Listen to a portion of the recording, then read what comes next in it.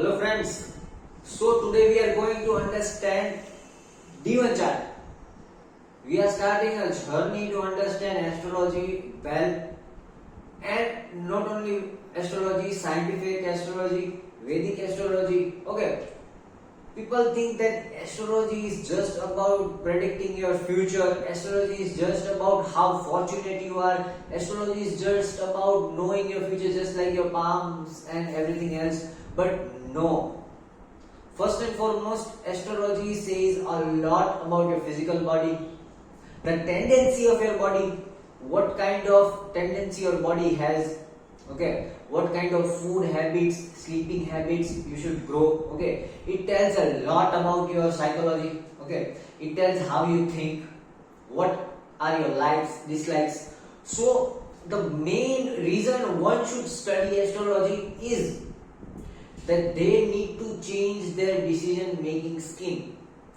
They need to evolve themselves into a better human. Okay, a better human can function well and perform even betterly. So, first of all, make that sure that you need to inculcate the reason of doing astrology is increasing your performance. Okay, it is not about taking something from someone, giving something from someone, increasing your luck, fortune. Okay, it is about understanding yourself, your body, your health, your physical health, your mental health. Okay, your psychology very well, and it's also very good for self-realization.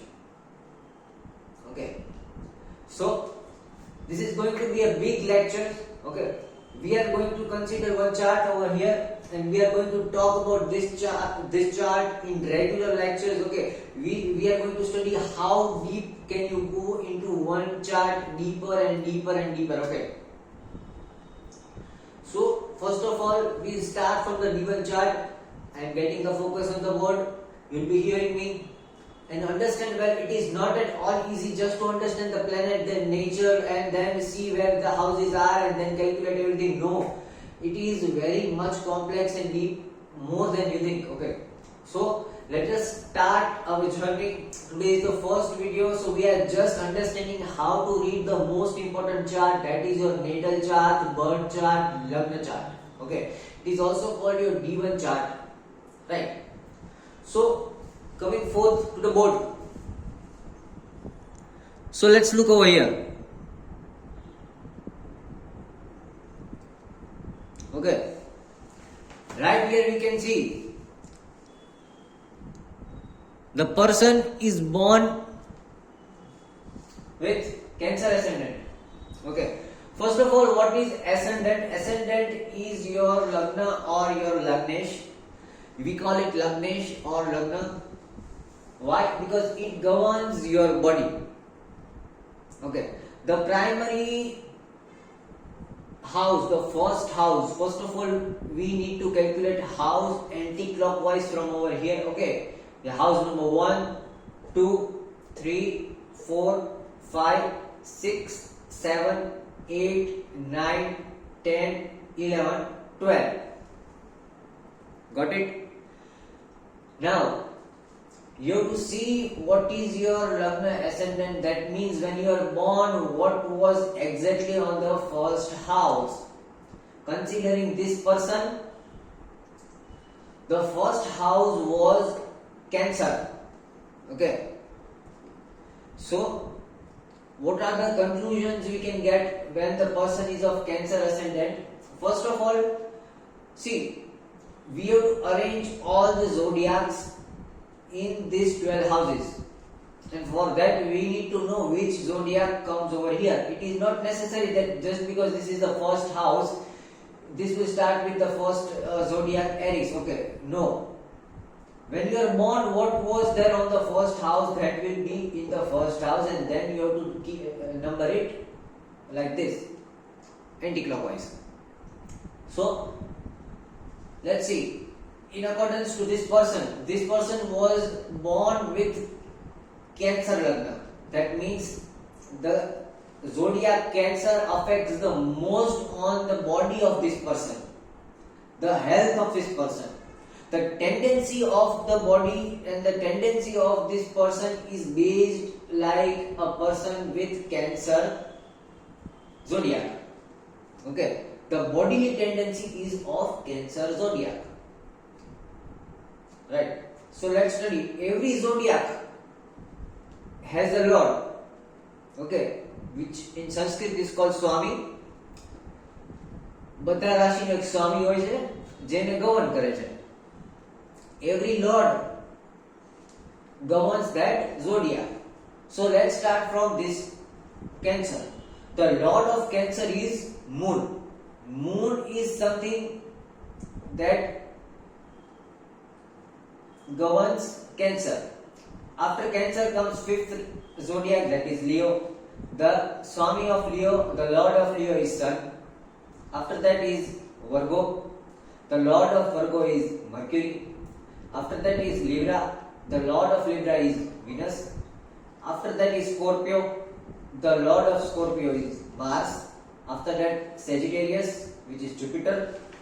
Capricorn, that is Saturn. Aquarius, that is Saturn. Pisces, that is Jupiter. Then first zodiac, that is Aries, again Mars. Second is Taurus, again Venus. And third is Gemini, which is again Mercury. So what conclusion when we get? If this person is of Cancer ascendant or Cancer lagna, that means the body of this person is governed by Moon. So the first conclusion we get is this person will have a white complexion. Okay, people with Cancer ascendant usually are born with white complexion. Now don't tell me that people of South Africa are always black. Yes, that are all the demographic reasons and genetical regions. Apart from the demographic and genetical regions, even in those areas there will be a slight lighter complexion of people born under the Cancer zodiac because their body is governed by Moon. Okay, then again we have to see the phase of Moon. If the Moon is of higher phase, they will be higher, brighter in complexion.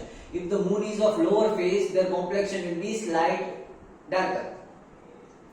But overall, if you can see that the Cancer lagna people are of bright complexion, right? Secondly, the body of this person is governed by Moon. That means there will be a very good water balance in the body. Their urinary system, their kidney system will be working very good. Okay.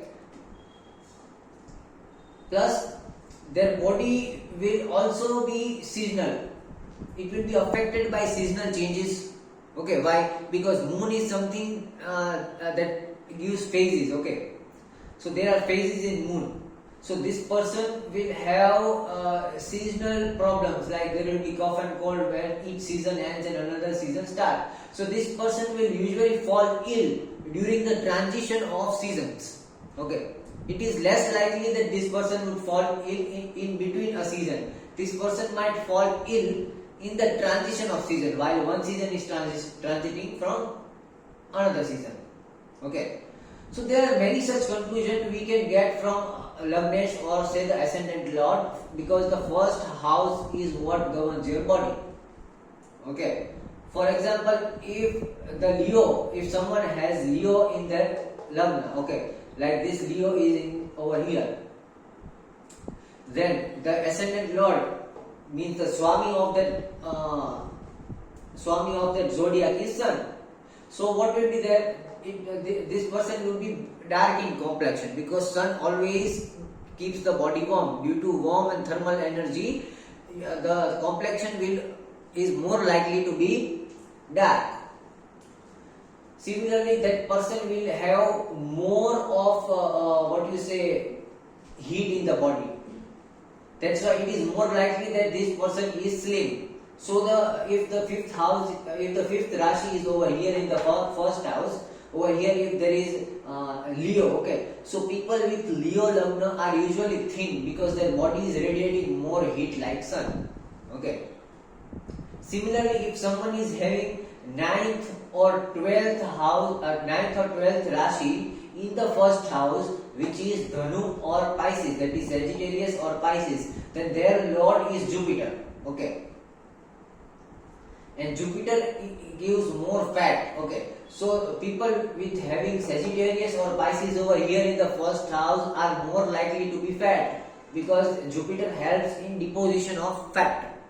It also gives a very good eating habit. They are foodie people. They like to eat more food. Okay, so people with over here 9 and 12 Rashi in the first house are foodie people, because their lord is Jupiter. Okay, Jupiter is fond of food. It is your navel, it is your stomach and digestive system. Those people have very good control over the digestive system. Okay. Similarly, if someone has this Aries over here or Scorpio over here, first zodiac or eighth zodiac, the lord of that zodiac is Mars. Mars is the planet of warrior, rage, anger. Okay.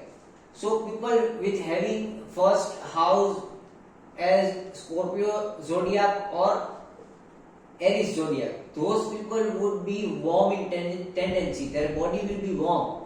Okay. Second thing is, those people are more likely to get hyper, and anger will cause problems to their body, because their body is already warm, and when there is anger, the metabolism will rise. People with ascendant lord Mars is already going to have higher metabolism in their body, because Mars increases your metabolism. Okay, so if someone has first Rashi or eighth Rashi, that is Aries or Scorpio in the first house, those people will have high metabolism in their body.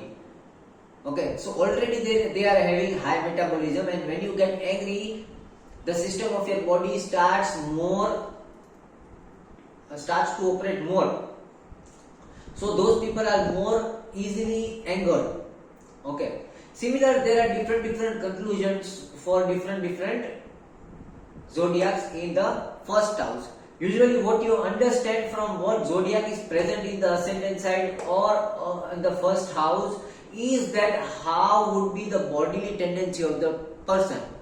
What is the tasir?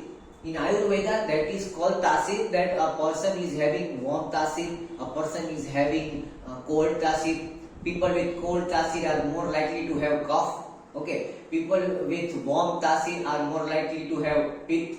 Okay. Like if there is an air sign, okay, if there is a Taurus, second zodiac, or Libra, Taurus or Libra in the first house of someone. Okay, over here it is second Rashi or seventh Rashi. Then it is a air element Rashi. Okay, so these people will have Vayu or gas problem in their body. Getting it? So the first house obviously indicates how well a person is with their body. It also indicates their bodily tendency. It also indicates how they are made up. So from the first house we can get conclusions of the regular Ayurvedic tonics, regular Ayurvedic medicines one should have. So it also shows that what are the weak points of the body, what you should focus more in your body. Right? First house is very important to understand health, especially physical health and body tendencies. Now, if any planet are present over here, then those planets are affecting your health. Okay. So let us consider, if Rahu is present over here in the first house, that means Rahu is your head, which creates your thought. It means your thoughts are disturbing your health. Okay. Similarly, if Saturn is present over here, that means Saturn also indicates your kidney system. Okay. It also indicates your waist. So you need to balance your lower back. Okay, you will be having lower back issues when Saturn is present in first house. Okay, so you need to more do exercise and keep your lower back strong. Similarly, if Mars is present in the first house, you will have heat problems in your body. You would have acidity problems in your body, because Mars is a warm planet. Similarly, if you have Mercury in the first house, Mercury indicates your intellect, the level of sodium in your body. It also indicates your sexual potency. Okay, so if there is Mars over here and the zodiac lord is not favorable to Mars, then you will be having problems related to sodium. Your intellect would be quite low. You would be problematic in what you say decision making. There might be some problems or impotency. So similarly, if the lord of this first house is afflicting or making problem with the planets present over here, then it will give bad result. But if the lord of this house is friendly with the planet present over here, then it will give good result. Okay, we'll understand this afflicting thing and the nature of the lords and everything further ahead. Okay, so first we understand that how these houses are made. Okay, the first house I told you it is of body, lagna. Then this is the second house.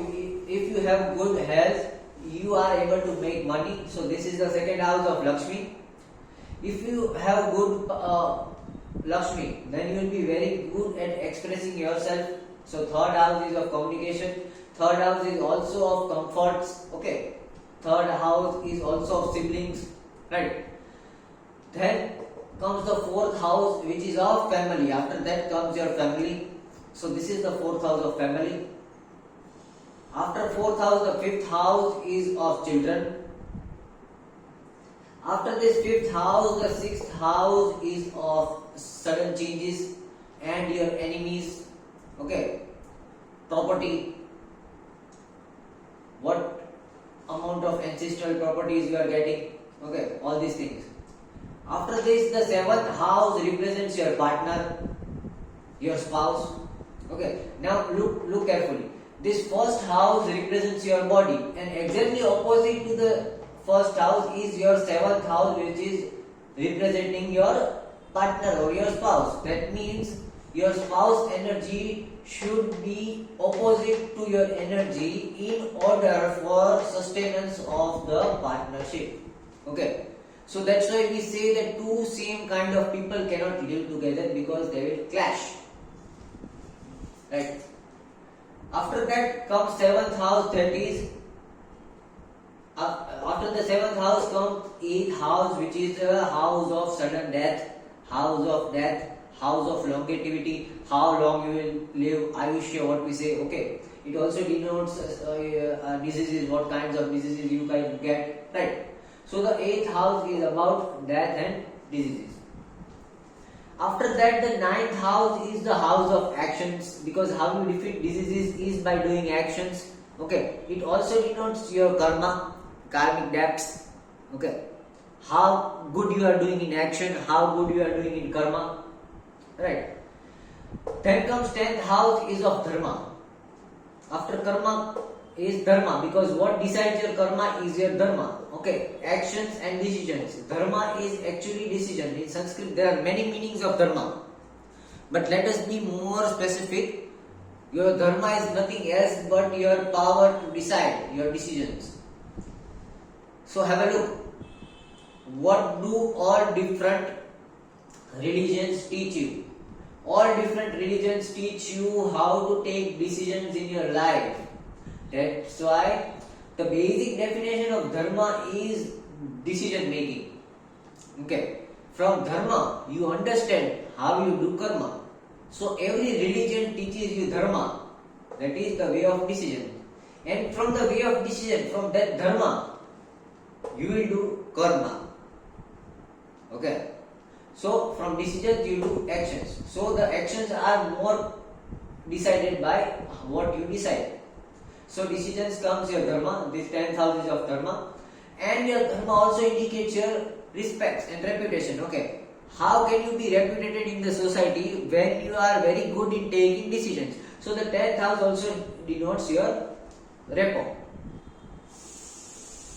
Then comes 11th house. If you are well reputed, if you are taking very good decisions, then you get labh. Okay, labh is achievement. So the 11th house indicates what types of labh you will get, what types of achievements you are going to get. Okay. Now what is the 12th house? In many astrologies, the 12th house is depicted, some depicted good, some depicted bad, but every house is somewhat good and somewhat bad. Okay. So after the 11th house, that is your achievement, after you get achievement, what you get? You get fulfillment. So actually the 12th house is about fulfillment. After you get fulfillment, okay, you lose interest, okay, because now you have achieved, so you are losing interest in this house. So this 12th house is the house of moksha, liberation, fulfillment, okay. It also denotes some hospitalization problems, okay. It also denotes foreign, but more likely it denotes moksha. Now the definition of moksha is also different. People think moksha is dying and not getting birth again, which is a very big blunder, okay, very big blunder, because moksha is nothing else but getting tranquility from anything you are desiring. Okay, supposedly you wanted to be a businessman. After a while, after doing lot of karma, after doing lot of decisions, you get achieved that, and after you have achieved and you have become a good businessman, you are satisfied with that thing. Okay, so that satisfaction is what is giving you liberation from that action. Now you no longer want to do that action because you have achieved what you wanted to achieve. Okay, so after this achievement, you are getting fulfillment and satisfaction from that achievement, and that achievement is giving you moksha, or the feeling of fulfillment. So moksha is nothing else but a bloody feeling of fulfillment. Don't consider that after you die you will get moksha.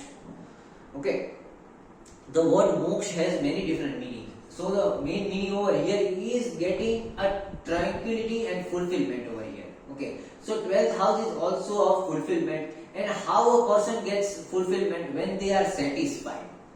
And how they are satisfied? If they have wisdom, and who gives wisdom is Saraswati. So this house is also of Saraswati. Okay, now if you look carefully, Lakshmi house and Saraswati house are opposite to each other. The second house is Lakshmi Stan. This 12th house is Saraswati Stan, because Saraswati gives wisdom. The highest wisdom is the wisdom of satisfaction and fulfillment, and the highest wisdom of satisfaction and fulfillment is given by Saraswati. So this house is of Saraswati, this house is of Lakshmi. Getting it? So this is how houses are made, and what can interpret from these houses. Now the basic rashis or zodiac present in these houses are to be understood by their rashi lords. Okay, the rashi lords will always be constant. Just as I said, Cancer, Moon, Leo, Sun, Mercury, Libra, Venus, Scorpio, Mars, Sagittarius, Jupiter, Capricorn, Cancer, Aquarius, Capricorn, Saturn, Aquarius, Saturn, Pisces, Jupiter, Aries, Mars, Taurus, Venus, Gemini, Mercury. So let's look on this chart. Okay, see what is giving wisdom to this person is Mercury. Mercury also represents the intellect. It also represents the salt level of the body. Okay, if this person wants to get more mature in life, they should always balance their salt intake in their body. It is going to give them maturity. Similarly, what is giving them labh is Taurus. The lord of Taurus is Venus. So the basic labh or the basic achievement they will get is by maintaining the gas balance of the body. If they are not walking and working regularly, if they are sleeping as soon as they have ate, there will be gas problems in their body, and if there are gas problems in their body, they cannot work, and without working they won't achieve anything. So achievement is attained after they solve the gas problems of their body. So what is now 10th house decision? When how is this person deciding? The lord of 10th house over here is Aries, and Aries lord is Mars. So if they are getting angry, they will always make bad decisions in anger. Okay, this person. Similarly, over here, let's see what is there. Pisces. Pisces is lord of Pisces is Jupiter. So if this person is going to continuously get guidance from others, okay, because Jupiter is also guidance, okay, and this house is of karma. So if they are doing karma from another people's guidance, it will spoil their karma. Getting my point? They have to take guidance from their own self. Right? This house is of death. Similarly, we have to see all the houses. We have to see all different zodiacs and the zodiac lords, and see what is the basic thing they are getting. Although because of conjunctions like 2 or 3 planets present in one house, 2 planets present in one house, or the planet in retrograde is going to change the result totally, but we'll get a small idea about how the person is going to get things in their life. Right. Now let's study further. So what is the main thing one should have is their degrees. The degrees of the planets at the time of their birth. Let's understand further. See over here, the ascendant or the Lagna sign over here, the Cancer is present at 5 degree 14 minutes. First of all, let's clear this out that every interval is of 30 degrees. Okay, every sign is placed under 30 degrees. So the ascendant sign has 5 degree 14 minutes 11.37 seconds over here when the Lagna was there. This Saturn in the Saturn house, second house. This Saturn is of 12 degree 34 minutes 11.51 seconds. Okay. Similarly, this Ketu in fourth house is of 7 degree 51 minutes 31.72 seconds. Okay. Over here, Sun is present over here from their body at the time of their birth at 25 degree 50 minutes 45.74 seconds. Similarly, these are all different degrees of all these planets. We need to first know all these degrees, and we also need to know in which nakshatra they are present. Okay. And there are different nakshatra padas. Okay. So what is nakshatra padas? See, there are 4 padas in each nakshatra, 3 to 4 padas. So what exactly the padas mean? Okay. So the pada is something, understand, this is the area of one nakshatra,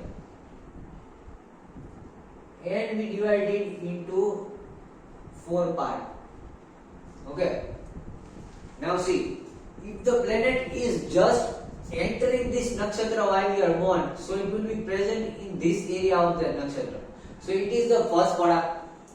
If the planet has crossed this line and it is present over here, then it is the second pada. If the planet has crossed this thing half and present in second half of this nakshatra, then it is third pada.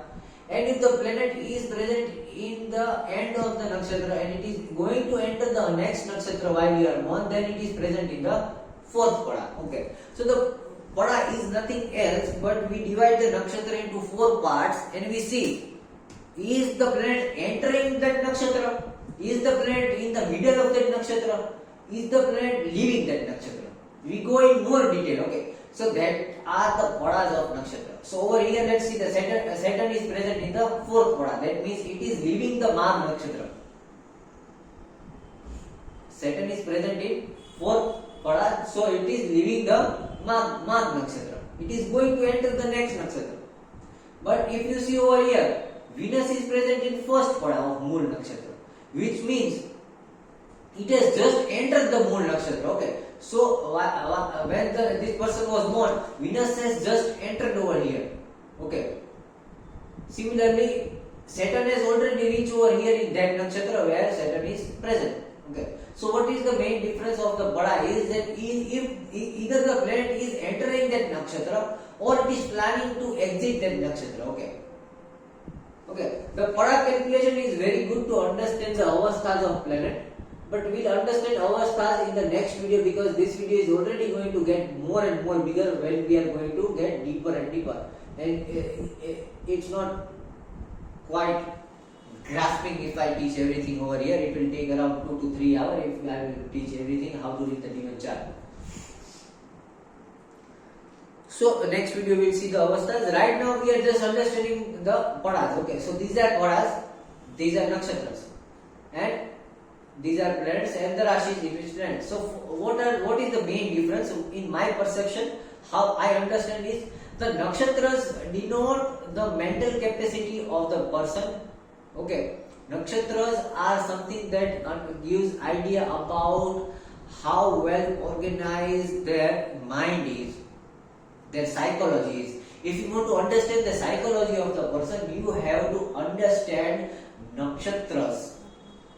Okay, but if you want to understand the body and health of the person, then you have to understand zodiac wise. Okay, so the zodiac wise calculation, zodiac wise dasha will give changes in the body, and nakshatra wise calculation, nakshatra wise dasha will give changes in psychology of that person, and both these dasha go by hand in hand. Okay, that's why there is a change in psychology of person and health of person one by one. And considering the houses, if you see houses wise, okay, if you see houses wise, then it is the fortune of the person and the luck of the person or the destiny, what we say. Okay, so if you see a chart, given chart with the perspective of houses, house number 1, 2, 3, 4, 5, okay, then it will show you the destiny of the person, the fortune of the person. If you see the given chart with respect to zodiacs, like this 4th zodiac, 5th zodiac, 6th zodiac, okay, Rashi wise, then it is going to show you how well they are in, what changes are going to happen in their body and their health. And if you see it nakshatra wise, then it will give you a correct idea of their psychology and changes in the mindset. So, firstly, align and understand, write all these degrees on one side, write all this nakshatra and their padas over here. Few things are very important because see, we are going to, in the further videos, we are going to compare this chart with a different charts, because the given chart is the basic and the most important chart of your lifetime. Okay, this is the most important chart. If you see D2, D3, D4, D5, D6, D7, D8, D9, D10, D11, D12, okay, all these charts are to be put against this chart, beside this chart, and then you have to compare these two. Okay, except D9. In D9 chart you don't have to compare D9 chart. It is a very wrong myth that you need to compare Lagna and Navamsha. No. And even in Navamsha there is a myth that you need to see all the houses and everything. But no, you don't have to see all the houses of Navamsha. You just have to you just have to see one Lagnesh, 7th house, and the placement of Jupiter and Venus in D9 chart. We'll come to D9 chart later on. Right now we are discussing D1 chart. Okay. So let's see. After this, we understand Sam and Visham. Okay. What is Sam and Visham? Sam Rashi are the Rashis which are having even number, and Visham Rashis are the Rashis which are having odd number. Okay. That means this 1, 3, 5, 7, 9 and 11. Aries, Gemini, Leo, Libra, Sagittarius and Aquarius. These are called Visham signs, all the signs with odd number. Okay. And even signs, that is 2, 4, 6, 8, 10, 12, which means Taurus, Cancer, Virgo, Scorpio, Capricorn and Pisces. These are the zodiac with even numbers. So they are called Sam Rashis. Okay. So what we have to keep it beside, we also have to keep it beside over here and see which planets are in Sam Rashi and which planets are in Visham Rashi. This is going to be very important in further calculation, because when you are calculating D6 chart and D7 chart, you need to start counting from Sam Rashi and Visham Rashi. Okay. So it is important that you should have this as soon as you make a D1 chart. So as soon as you make a D1 chart, put it. What planets are there in Sam Rashi? See over here, only Mercury and Mars are present in Sam Rashi. See in the 10th Rashi. I am not talking about the house, I am talking about the Rashi. Okay, this is the 7th house. But which zodiac is placed in the 7th house? That is Capricorn, which is the 10th zodiac. Okay, so that's why the Sam, it is a Sam Rashi, the zodiac of even number, and there is two planets present in the even zodiac, Mercury and Mars. Apart from Mercury and Mars, see, all other planets are present in Visham Rashi, that is the Rashi of odd numbers. See, Saturn is present in Leo, fifth zodiac, which is also odd. Rahu and Moon is present in Aries. Okay. Ketu is present in Libra. This is also first. So odd. This is also seventh. So odd. Over here, Sun, Jupiter, and Venus. All three are present in ninth Rashi. That is Sagittarius. It is also odd. So all other planets are present in Visham, and only Mercury and Mars are present in Sun. Right. So this is the sum and Visham. We need to calculate this sum and Visham first. After that comes masculine planets and feminine planets, because we need to see which planets are friendly to each other and which planets are enemy to each other. What is masculine and feminine? Purush Tattva and Stri Tattva. Okay. See, like over here, Sun, Jupiter, Mars and Rahu. These four planets are masculine in nature. These planets increase the masculine energy, or say alpha behavior of a people, of a person. Okay. Now, if these four planets are placed in good zodiac or in the zodiac of their same lord or the lord of masculine zodiac, it will increase the masculinity of the person. Okay. Similarly, let's take feminine planets. Feminine planets are Venus, Mercury, Moon and Saturn. If these planets are present in feminine lordship Rashi, then it will increase the feminine nature of that person. Right. So let us consider over here, what is the nature of this person and how do we calculate it? See, first and foremost, where is the Sun present? Sun is present over here in the ninth zodiac. What is the ninth zodiac? Ninth zodiac is Sagittarius. Who is the lord of Sagittarius? Jupiter. Jupiter is masculine? Yes. Sun is masculine? Yes. So Sun is present in a masculine lordship of Rashi. Rashi with a masculine lordship, and Sun itself is masculine. So this person will have more masculine energy on Sun. Okay. Their mind would be more masculine. They won't be feminine, because Sun also represents their conscious mind and logical thinking. So thought wise, conscious wise, okay, this person is going to be masculine in nature. Next, Jupiter. Where is Jupiter present? Jupiter is present in their own sign. Okay, the lordship of their own sign. This ninth zodiac is Sagittarius. Lord of Sagittarius is Jupiter, and Jupiter is present over there. So again, Jupiter is going to be masculine. Their solar plexus energy is again going to be masculine in nature. Their decision making power is again going to be like masculine person. It won't be like a feminine person. Right. Now see, Venus is also present over here. But Venus is what kind of planet? Venus is a kind of feminine planet. Now a feminine planet is placed in a Rashi of lordship of masculine planet. Venus is placed in Sagittarius. This lord of Sagittarius is Jupiter. Okay. So this planet Venus, which is actually feminine in nature, is present in a lordship of Rashi, which is governed by masculine planet.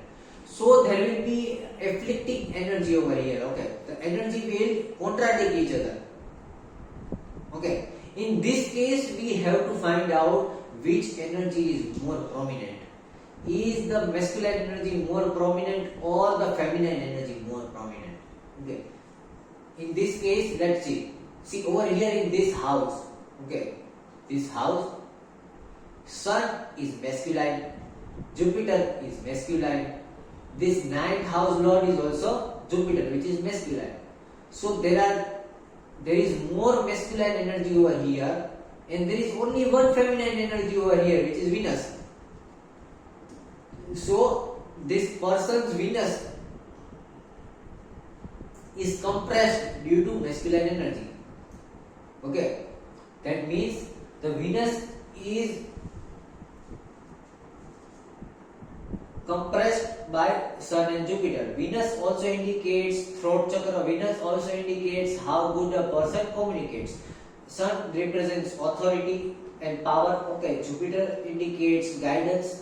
So this person is not having in charge of speech. Okay, some person around him or her, some person around them is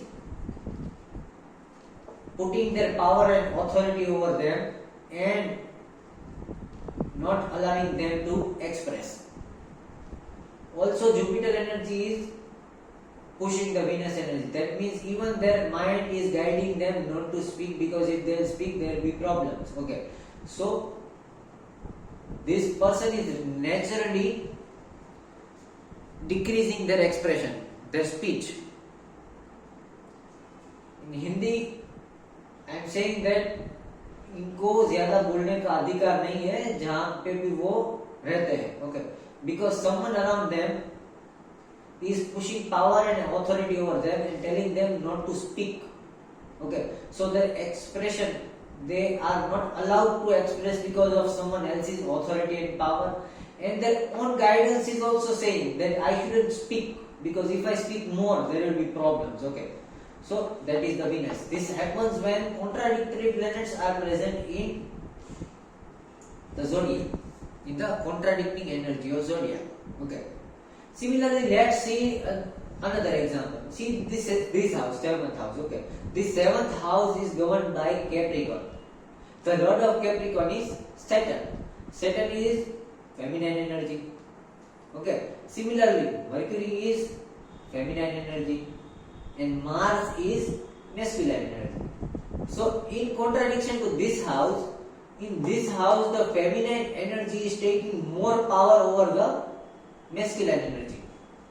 Okay, because the lord of this house is Saturn. Saturn is also feminine. Okay, lord of 10th Rasi is Saturn. Saturn is also feminine. This Mercury is also feminine, and this Mars alone is masculine. So over here the masculine nature is suppressed. Over here the feminine nature was suppressed. Now what is Mars? Mars is rage, Mars is anger, Mars is willing to fight, Mars is the metabolism of the body. Okay, so over here Mars is suppressed due to feminine nature of the other two planets, the lord of this house and this other planet. So in this house, what does 7th house indicate? 7th house indicates spouse and partner. Okay, so if we see, the spouse of this person would appear to be masculine but would be more feminine in nature. Okay, because their masculine energy is suppressed by their Mercury and the lord of this house, that is Saturn. So this person will have a spouse which will appear to be masculine but won't be masculine. They will be feminine in nature and mind. मानसिक नबળું માણસ હોય but શારીરિક strong માણસ હોય. Okay, the spouse of this person is mentally weak but bodily very strong. Okay, so see, these are contradictions, right?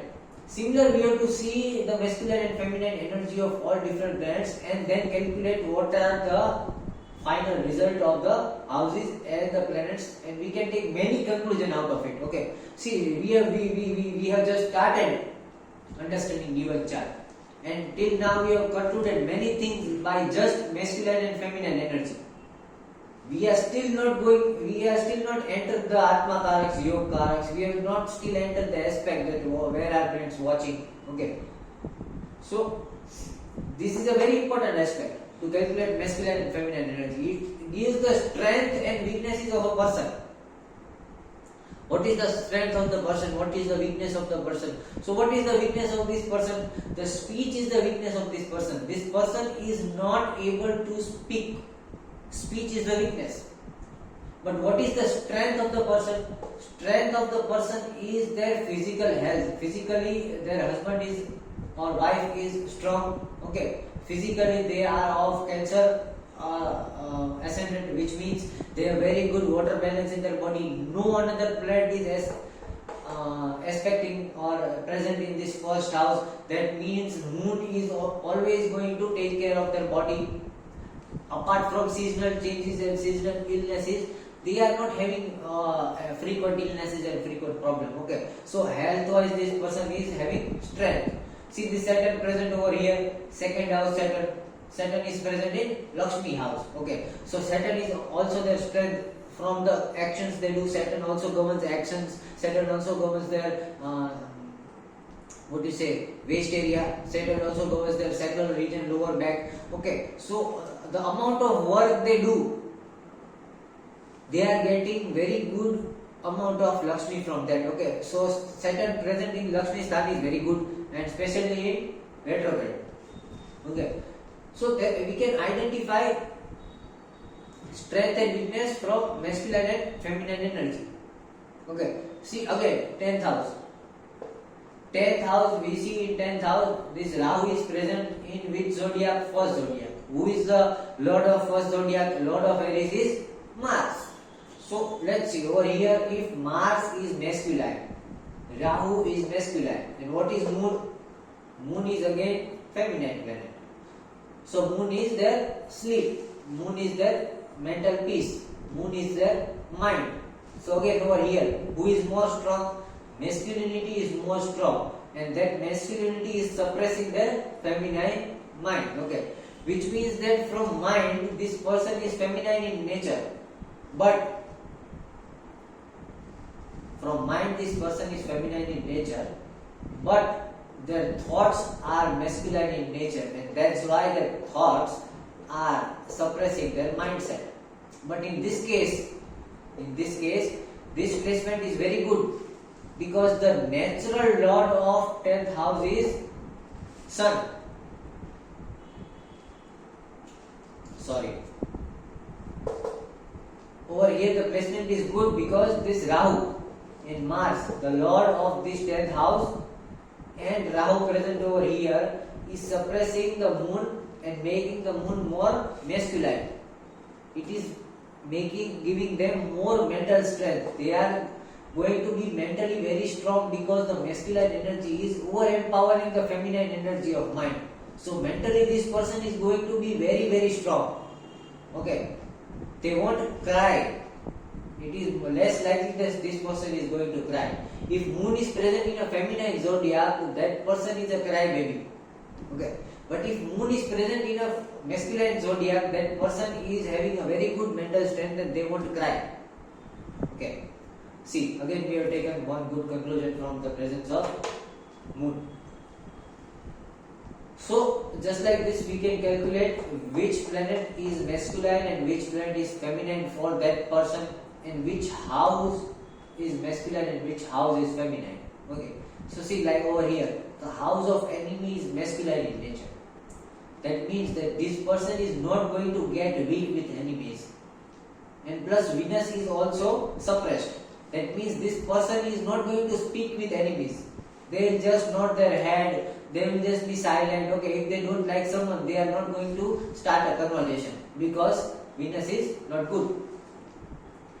Because of Jupiter and Sun. If this person has understood that the opposite person is not good for me, not good for my family, not good for us, so they won't start a new conversation. They won't be too much involved in the conversation because they will suppress their Venus, and this gives masculine energy towards their enemies.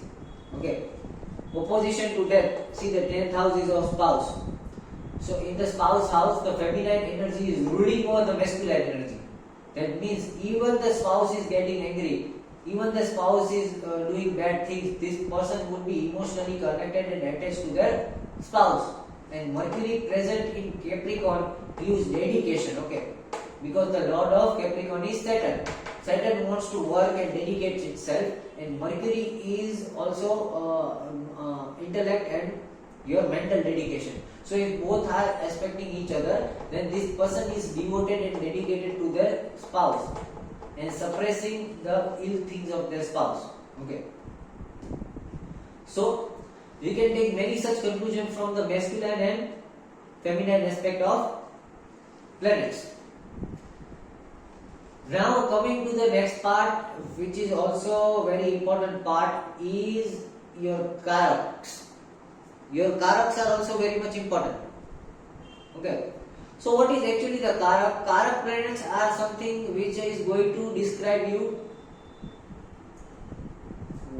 which planets are going to affect how much to your life, and which planets are basically good for you, which planets are basically bad for you. And how do we identify Karak? We identify Karak from the degrees. The degree of the planets are actually the power of the planets, okay? Strength, Shakti. The higher the degrees, the planet is having higher the strength, okay? And the planet with the highest degree, the planet with the highest strength is called the king or the soul. In Sanskrit it is said Atma Karak, okay? So see over here in this chart. In this chart, which is the highest degree planet? The highest degree planet is Sun, which is 25 degree 50 minutes 45.74 seconds in Purvashada Nakshatra 4th pada. So Sun will be the Atma Karak of this person. So that Atma or soul is going to be like Sun. The soul of this person wants to act like Sun. The soul of this person wants to behave like Sun. It wants to do things like Sun. So what do we understand? If someone is having Sun as their Atma Karak, they will have a soul like Sun. What does Sun do? Sun has a discipline. Sun comes on one time every day. Okay. Sun is someone which burns himself and nourishes other. Okay. So Sun is someone who is going to devote himself in benefits of others. So this person is good in doing charity. If Sun is Atma Karak, it is less likely that the person is greedy. Okay, until and unless the Lakshmi Sthan or the second house is present with bad planets and the planet is giving ill effects. Okay, so Sun is basically, Sun Atma Karak is a very good planet. They are pure hearted people. They are very pure like Sun, because Sun got a blessing from Lord Shiva, that he would keep burning. His Sun got a curse from Goddess Parvati that it has to keep burning the whole life. Then Sun again went to Lord Shiva, and Lord Shiva gave a blessing to him. Okay, my wife gave you a curse, I will give you a blessing. I can't take away the curse of burning continuously in your life. But yes, just because you will be burning continuously in your life, just like fire, you will always remain pure. Okay. So the people with Atma Karak Sun are always pure in nature. They are of pure heart people. Okay. But the negative thing is they always have to burn, which means that they always have to do things for others more than they do things for themselves. Okay. Next is Amatya Karak. Amatya Karak is like Wazir, okay, whose advice is followed by Sun. That is the second most degree of the planets. Okay. So Atma Karak is the planet with the highest degree, and Amatya Karak is the second highest degree. Now you will be wondering why I have kept Rahu over here, which is just of 7 degree 51 minutes. Other planets are of higher degree. Because Rahu is an exception, okay. In some astrology, they say that Rahu and Ketu are not supposed to be over here in the Yog Karaks, okay. And some people say that Rahu and Ketu should be there. But I personally feel that Rahu should be there and Ketu shouldn't be there, because in some dasha, Rahu dasha is always going to come. So if the Rahu dasha is going to come, Rahu should be there in the Yog Karaks.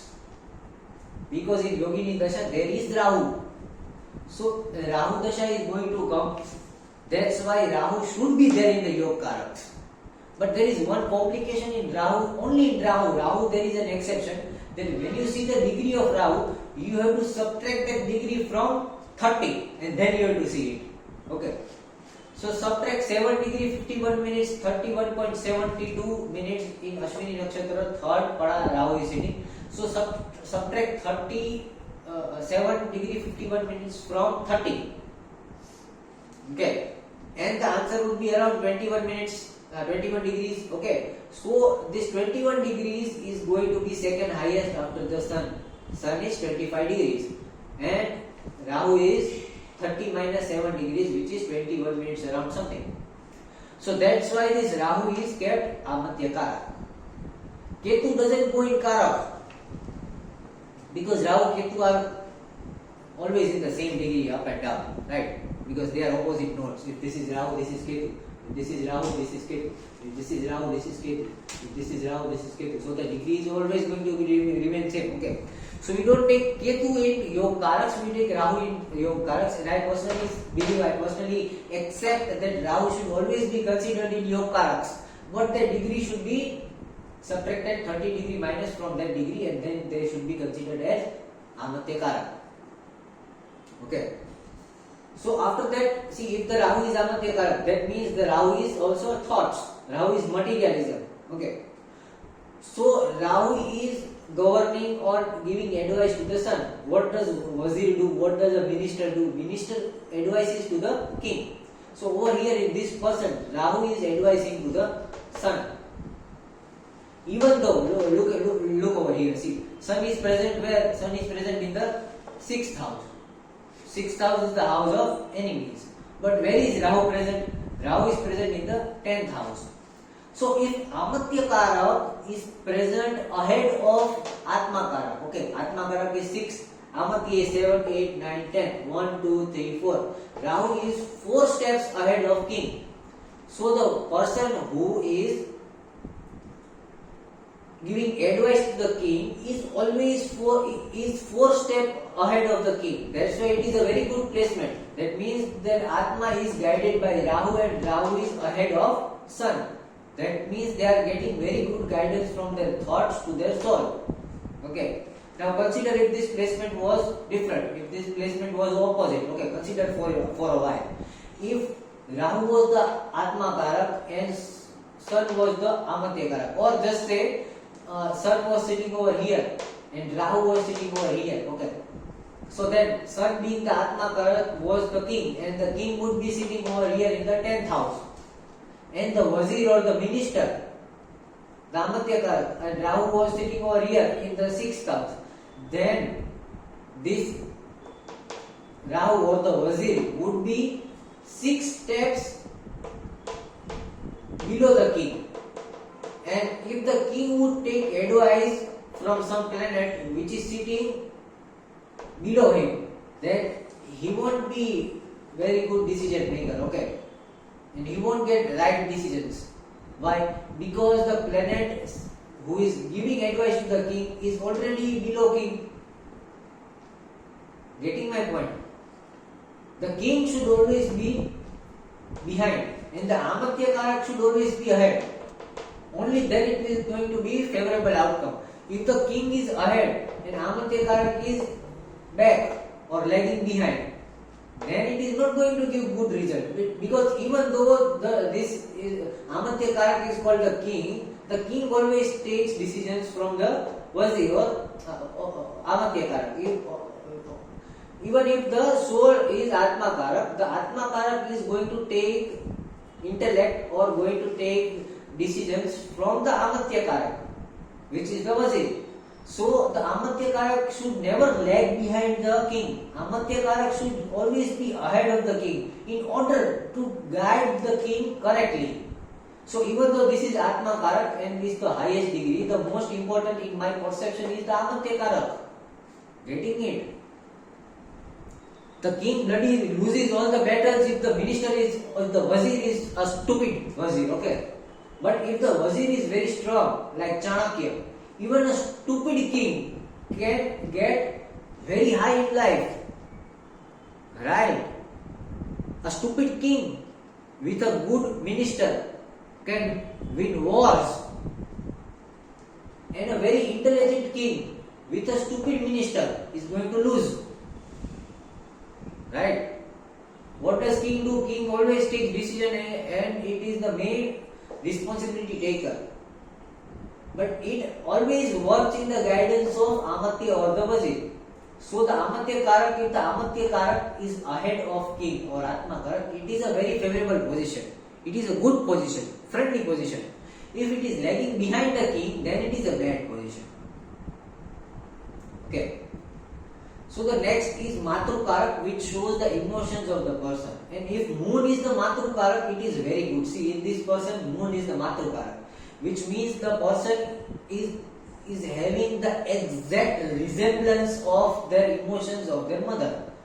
Moon is Matrukarak, moon is also mother. So this person would be exactly like their mother and would be emotionally very much connected to their mother, because Matrukarak is someone with whom they are connected with emotions. Okay, so taking for example, if sun would be Matrukarak over here, okay, if for some person the sun is Matrukarak, then that person would be more connected to their father, because sun represents father.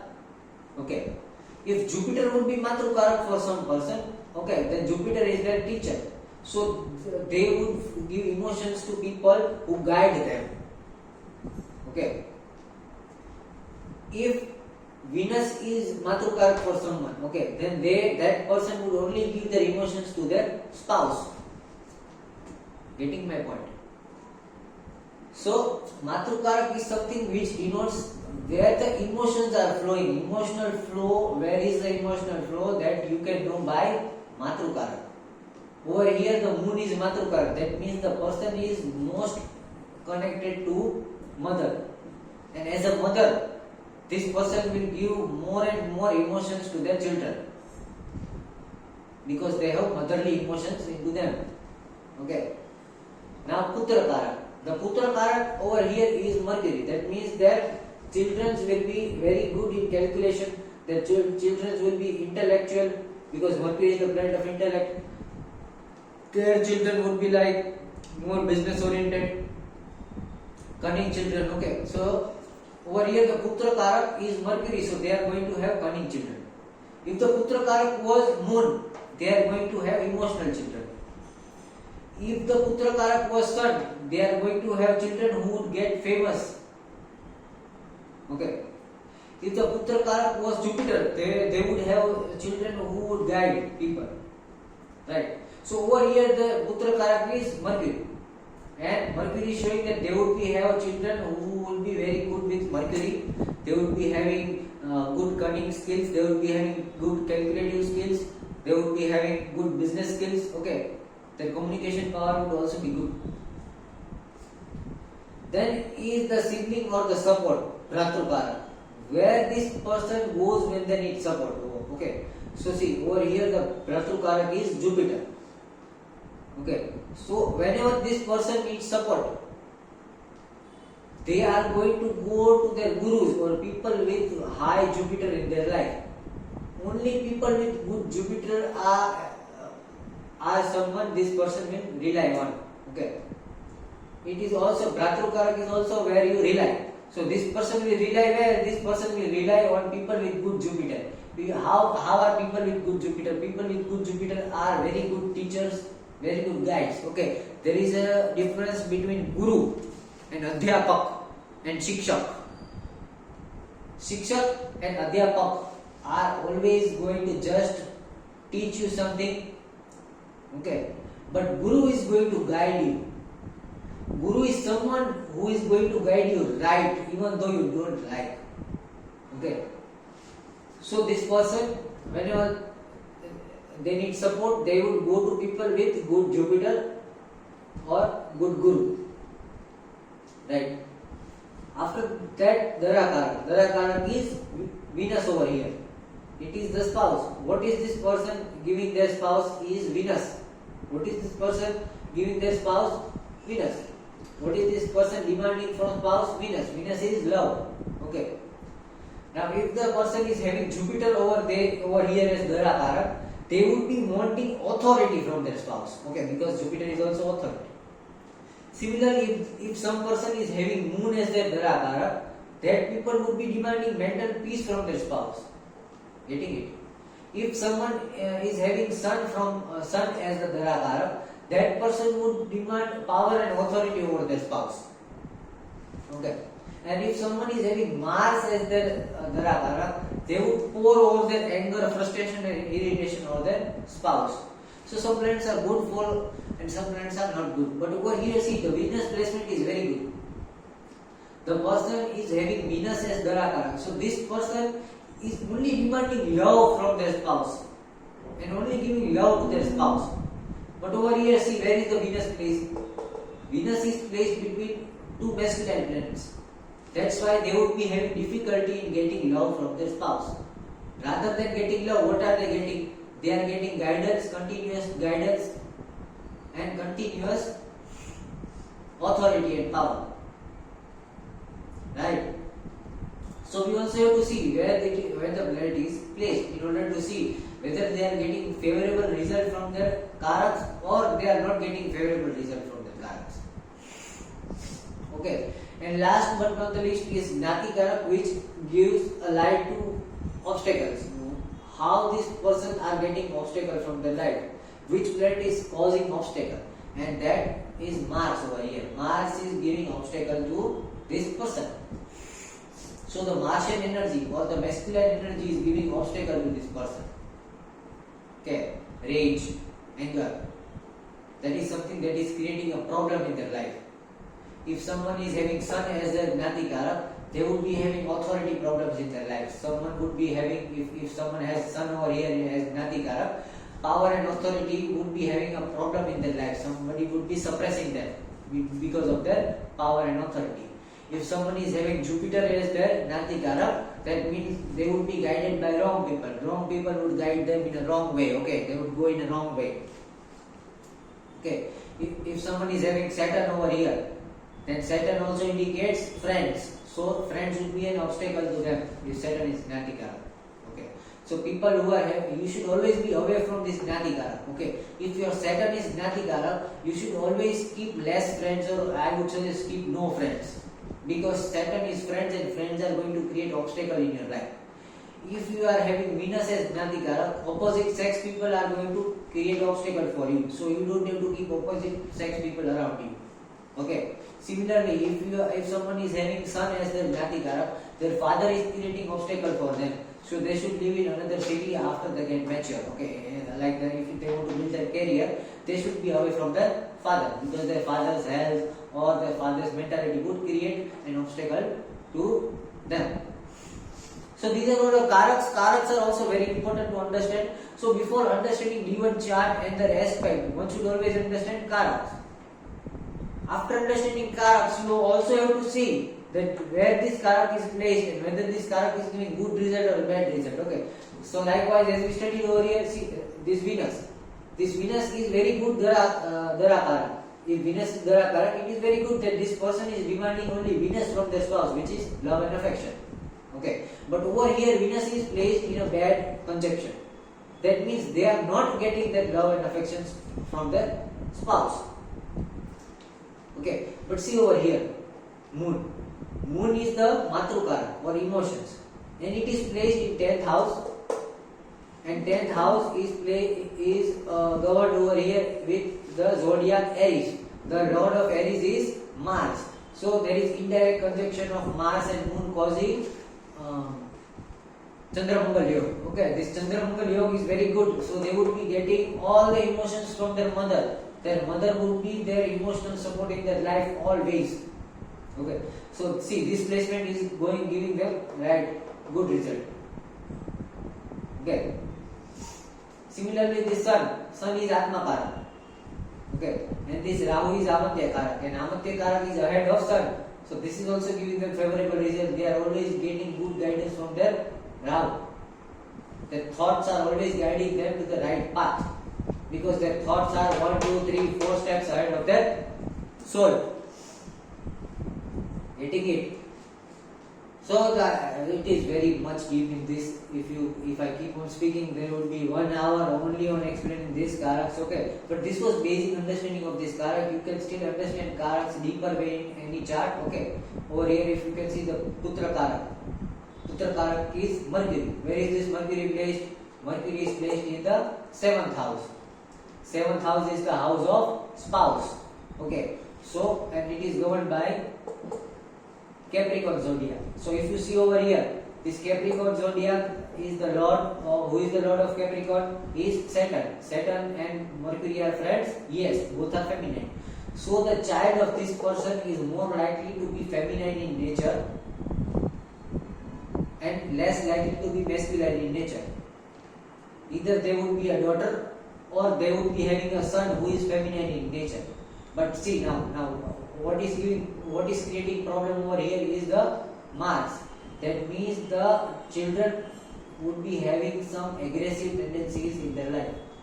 The children of this person is going to be aggressive in nature because Mars is rage, Mars is a fighter, Mars is a warrior. Okay, so the rage is creating problem over here. So this placement of Putra Karak is good. They are having very good child, but that child is having anger issues because the Mars is problematic to Mercury over here. If the Mars was placed over here, then it would be giving very good result. If this Mars was present over here and Venus was present over here, then they would be having a very good happy child and happy children. Okay, because Venus is again feminine energy. Over here the masculine energy is contradicting the more feminine energy over here. So the feminine energy will be in charge and the masculine energy will create problems. Okay, if it was reverse, then it would be reverse. Okay, if there would be more masculine and feminine, then there would be reverse. Okay, so similarly you have to see for each and every planet. Okay, and then decide what is the total and overall outcome. Very deep process, right? So now getting ahead, the next step is understanding aspects.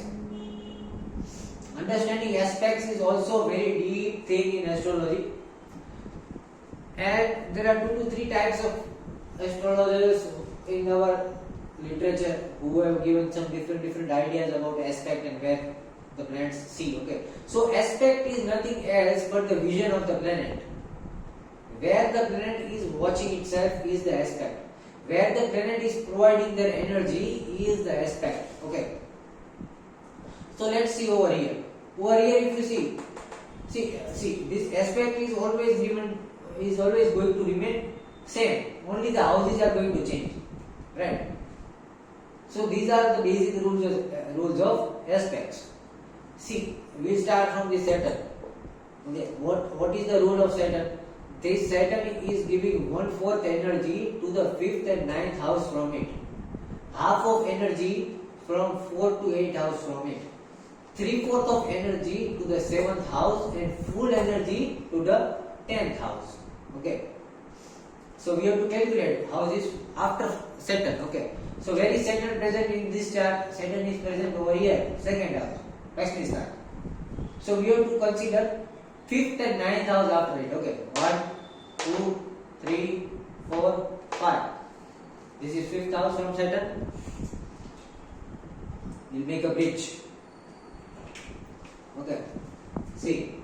This is 1, 2, 3, 4, 5. That means 1/4 of energy is going over here in 5th house. 6, 7, 8, 9. And 1/4 of Saturn's energy is going over here in 11th house. Okay. 1/4 of Saturn's energy is going in the 7th house. 1/4 of the Saturn's energy is going in the 11th house. Okay. Now you again have to see. If Saturn is giving energy over here, is it good or bad? The natural lord of the 7th house over here, who is the lord of 7th house, is Saturn. Saturn is going to increase the feminine energy of this house and it is going to give favorable result. It is going to suppress the bad things in their life. Okay. Which is the 11th house? 11th house is the house of love or achievement. Okay. So Saturn again gives 1/4 energy over here and it is again going to give them love, achievements. Right. So 1/4 energy of Saturn to their 5th and 9th house is giving good result. Right. Now Saturn is giving half energy to 4th and 8th house. Okay. So we'll count the 4th and 8th house. 1, 2, 3, 4. Okay. This one. Remove this. You understood? 1/4. Okay. If the Saturn is having 100 energy, it is giving 25 to the 7th house and 25 to the 11th house.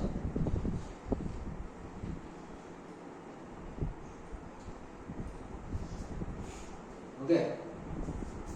We can also write over here that over here there is 25% of Saturn energy. Over here it is 25% of Saturn energy. Now see, 50% of Saturn energy is going to 4th and 8th house. 1, 2, 3, 4. We have to count from this. 1, 2, 3, 4. Over here this is 4th house. 5, 6, 7, 8. This is the 8th house from Saturn. Okay. So Saturn is giving 50% of energy over here in this house and 50% of energy over here in this house. Okay. So over here also see, this is favorable outcome because Saturn Jupiter conjunction also gives a very good outcome. Plus over here there was a issue of more masculine energy. Okay. See, the masculine energy was more and Venus was alone. So Saturn is giving 50% of the feminine energy to Venus. So it is again going to benefit this house. Okay. So here we will write 50% of Saturn energy. Okay. Over here also 50% of Saturn energy. Now see, over here the Saturn energy is not giving good result. Why? Because Saturn and Moon is getting conjunct. Saturn and Moon is giving Vishyam.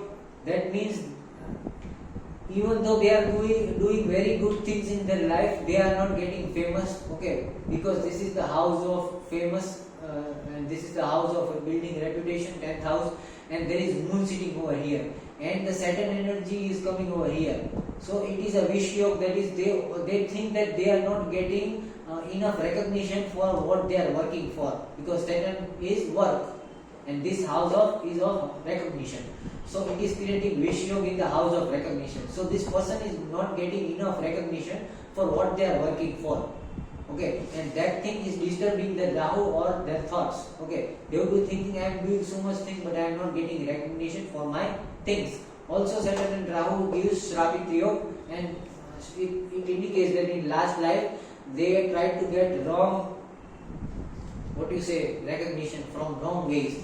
That's why in this life they are working and still not getting recognition, but that's okay. Over here it all means that this person is not getting good energy over here of Saturn.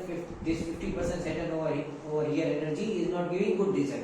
Over here it was giving good result, favorable result. It is over here it is giving unfavorable result. Okay. Now we will see Saturn is giving 3/4 energy to the 7th house from itself. Okay, let's calculate 7th house. 1, 2, 3, 4, 5, 6, 7. So Saturn is giving 3/4 energy, that is 75% of energy of Saturn is coming into this house, which is very good thing. If the 9th house is somewhere connected to the Saturn, then it is a very good placement, because Saturn is the lord of karma. This 9th house is the is the house of karma. So whatever karma they are doing, whatever actions they are doing 75% of right actions in their life.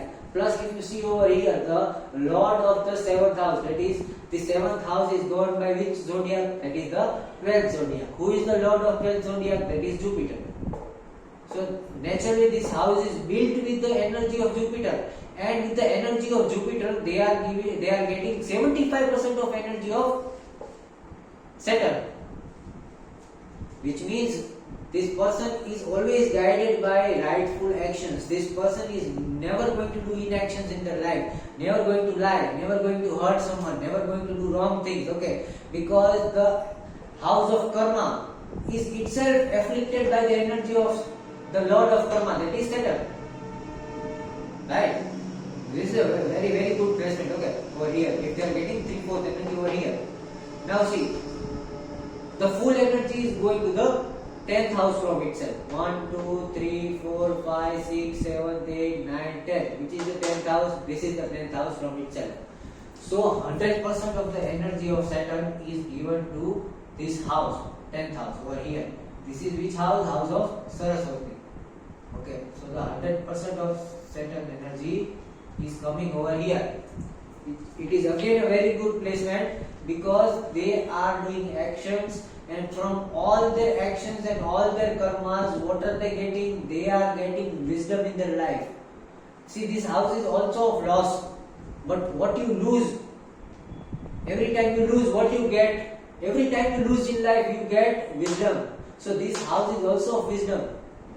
Okay, so all the actions this person is doing, they are getting 100% wisdom from each action. So this is also a very good placement. They are never going to repeat their mistakes, because with every mistake they are going to get wisdom from the same mistake. Okay, if this placement was different, okay, then they would be making mistakes again and again. But over here, see, 100% of Saturn's energy is going into the Saraswati house or the 12th house or the house of wisdom, spirituality. So all the actions they do, they are getting wisdom from each and every action. No matter what small actions they do. Even if they plant a tree, even if they plant some flowers, okay, they are going to understand the process of flowering, they are understand the process of plants, okay. They will indulge themselves into work so much that they are going to get wisdom from each and every work they are going to do, okay. Right? So this is how the Saturn's energy is divided. Saturn is sitting over here, but it is watching this 1, 2, 3, 4, 5, 6 places. And the full eyes of Saturn are on the 12th house. 25% of vision is over here. 25% of vision is over here. 50% of vision is over here. 50% of vision is over here. And 75% of vision is over here. Okay. Now Saturn is the ruler of karma. That's why we understood all these placements in order of karma. Okay. Similarly, you have to see all these things. You have to see the rules of Jupiter. Okay. Then you have to see the rules of Sun. Then you have to see the rules of Moon. Then you have to see the rules of each and every planet and see where the planet is watching and giving their mega energies. Okay. We just calculated the energies of Saturn over here. Okay. Where is Saturn giving the energies? Okay. Now let's see. Let's see what we will see. Let's see Venus.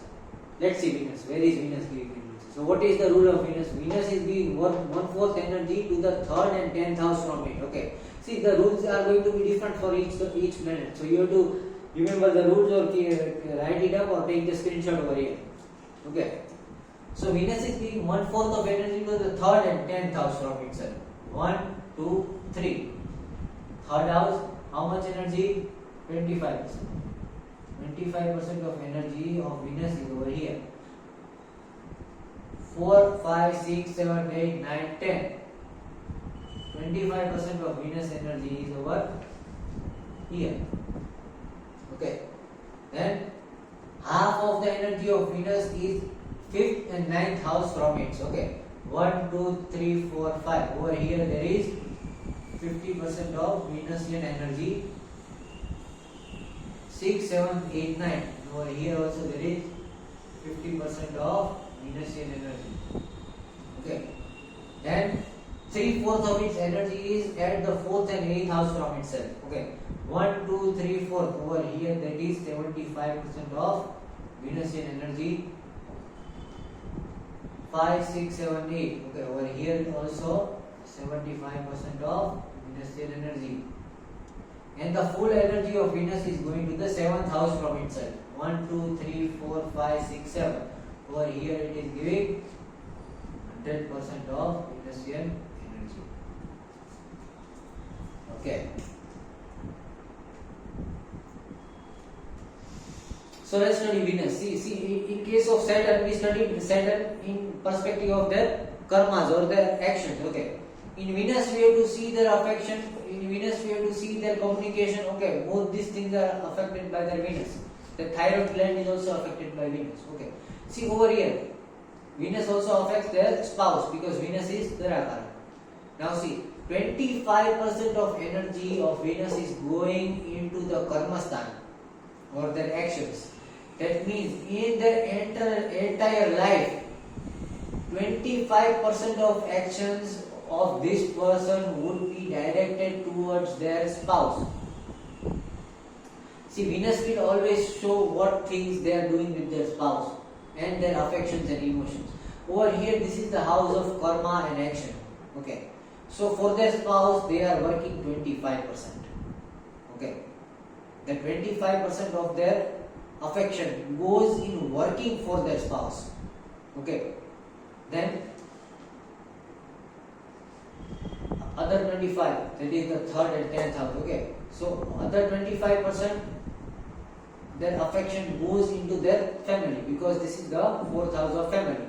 So next 25% of their affection goes into their family. Right.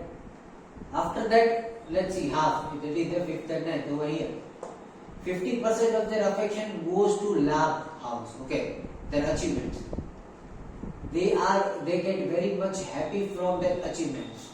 Okay. They give affection and they talk about their achievement very well because they like achieving things in life.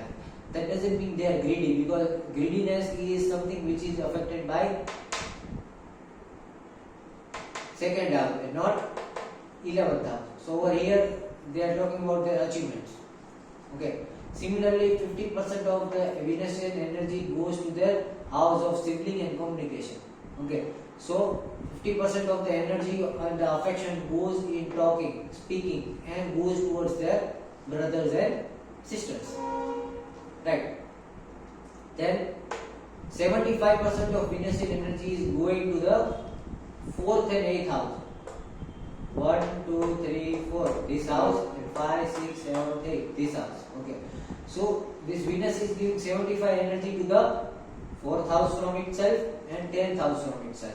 So in this house, this is the house of recognition. So in order to get recognized, they are spending 75% of energy. That means they are trying to speak more about what they are doing. They are trying to speak more about how they should be, how they are dedicating themselves. Okay. And also over here, we also have to see the conjunction. Okay. See over here, who is the natural lord of this house? The Rashi is first Rashi, that is Aries. The lord of Aries is Mars. Mars is masculine. Okay. With Mars there is Rahu. Rahu is masculine. So this house is getting 2 type of masculine energy, and this moon was sitting over there, who was alone with the feminine energy. But now Venus is watching this house, and Venus is giving 75% of its feminine strength to this house. So Venus has actually balanced the masculine and feminine problem in this house. Okay. So if you see now, Venus is giving 75% of feminine energy in this house, and moon is getting support from Venus.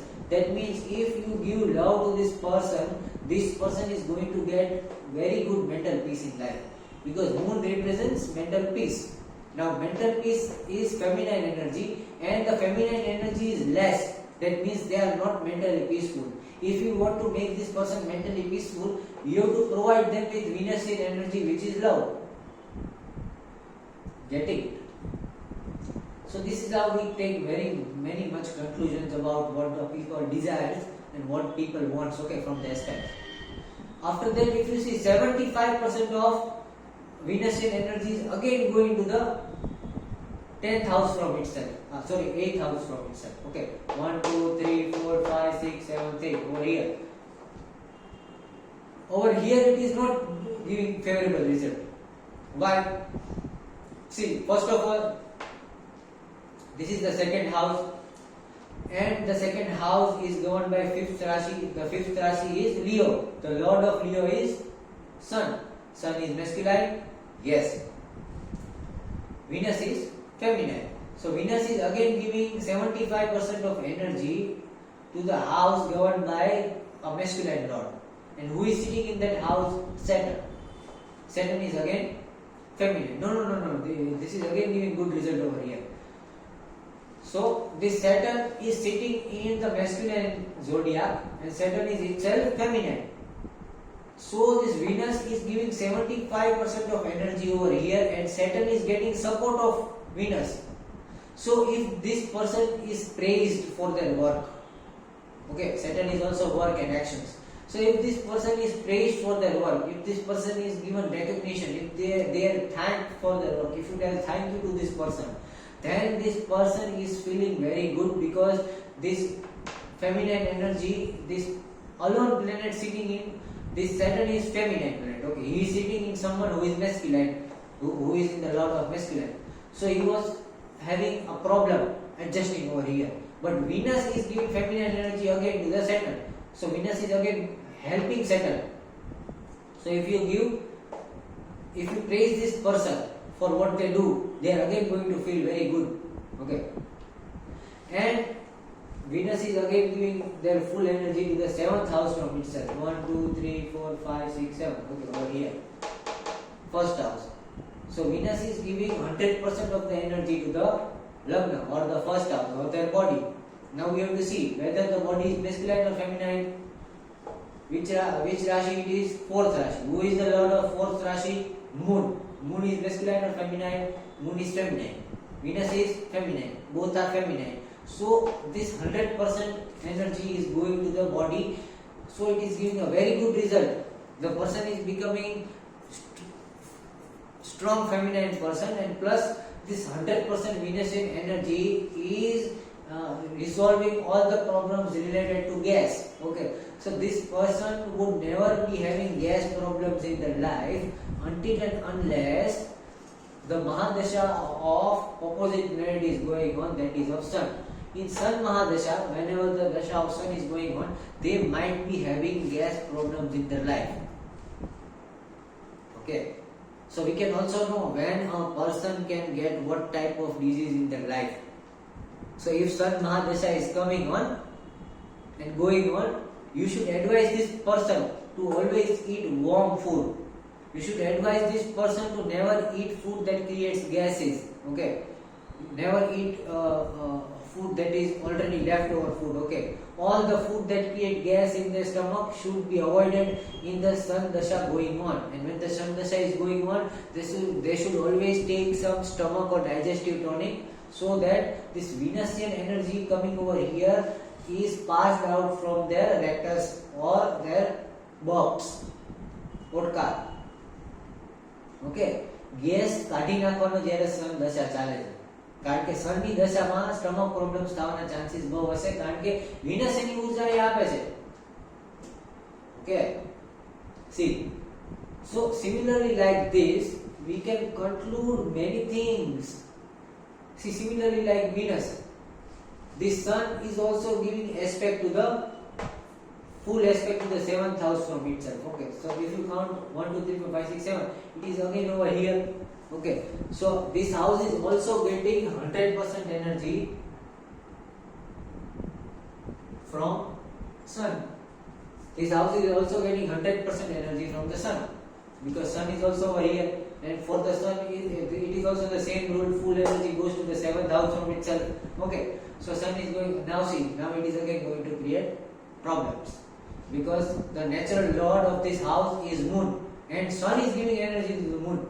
So this problem, this person is going to have problems related to acidity, because Sun is warm.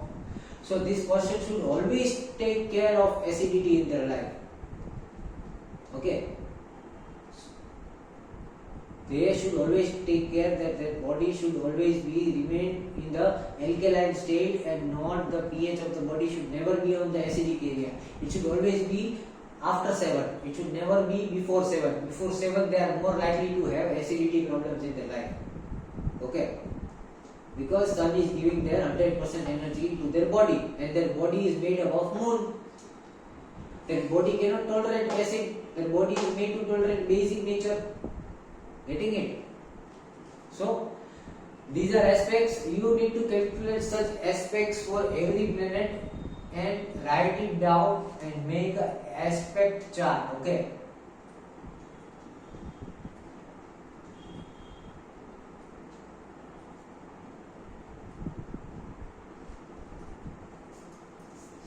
Getting it? And after you make an aspect chart, then you can understand that which planet is providing energy to which region of their life, which planet is providing energy to what kind of their life, and what planet is affecting what area of their life. Okay.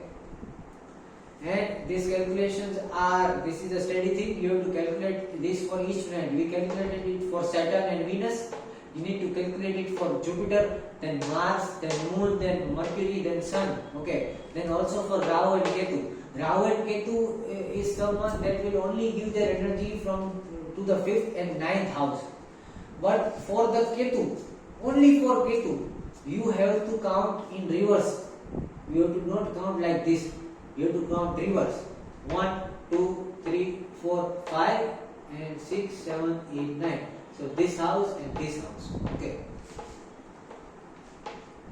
In Rahu you have to calculate it just like as we calculated in the order 1, 2, 3, 4, 5 and 6, 7, 8, 9. Okay.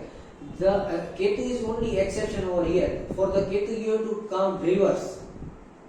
Apart from Ketu, for all other things you have to count like as we count anti-clockwise. Only for Ketu we have to count clockwise. Ketu is an exception. So this is how the aspect of Gemini system is made over here. But there is also another aspect in another kind of astrology, which is Parashar. Parashar ભાઈ શું કહી ગયા? પરાશર ભાઈ કઈક થોડુંક અલગ કહી ગયા આપણને. પરાશર ભાઈ એવું કહી ગયા કે there is a blind spot on 6th, 8th and 12th house from itself. એનું કહેવાનું એવું છે કે એક પ્લેનેટ જ્યાં બેઠો હોય ને ત્યાંથી 6ઠું, 8મું ને 12મી જગ્યા છે ને એ આંધળી હોય. It doesn't give energy over here. Okay. See. Sometimes this will contradict, but you can see that the total energy is somewhat reduced. I won't say it is blind, but the energy is reduced. So what I understood is from the Vedas, I understood that the 6th, 8th and 12th house lord will be more prominent than the aspect. Gemini ભાઈ એવું કહી ગયા કે આ બધી જગ્યાએ ઊર્જા આવે. Gemini said that there would be energy to this whole aspect. Okay. Parashar said that 6th, 8th and 12th house would not get any energy. Okay. And what I am saying is the 6th, 8th and 12th house will get energy of that planet if they are in the aspect. But they would be guided by the lord of that house. Okay, let's see. We calculated this Saturn. Okay, this Saturn also is this 8 number over here. So we'll talk about that thing. Okay.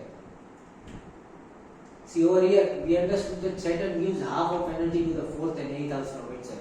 1, 2, 3, 4, 5, 6, 7, 8. Okay. So the Saturn is giving 50% of energy over here. From the viewpoint of Gemini and the aspect. Okay. From the viewpoint of Parashar, he is saying that over here there is a blind spot of Saturn and Saturn is not going to give any energy. But I am saying that no matter there is a blind spot, the blind spot is only for the lord of that Rashi or zodiac present over here. Natural over here. Okay. See, which zodiac is present over here? Aries. Okay. So, who is the lord of Aries? Lord of Aries is Mars. So, this 50% of energy which is getting from the aspect of Saturn is going to affect Rahu, is going to affect Moon, but it is not going to affect the natural lord of the house, that is Mars. Okay. Natural load સાથે એનું કાંઈ લાગે વળગે નહીં.